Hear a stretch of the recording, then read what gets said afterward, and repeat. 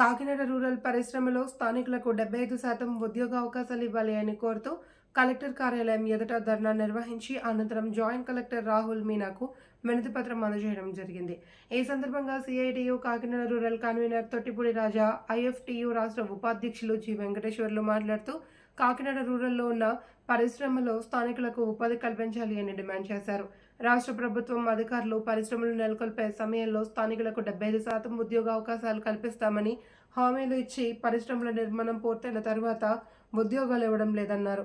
Kakinada rural ప్రాంతంలో ఉన్న భూమి, విద్యుత్, మంచినీరు, ఇతర సౌకర్యాలు సబ్సిడీలు పొందుతూ యాజమాన్యాలు స్థానికులకు ఉపాధి కల్పించకుండా ఇతర రాష్ట్రాల నుండి కార్మికులను తీసుకువచ్చి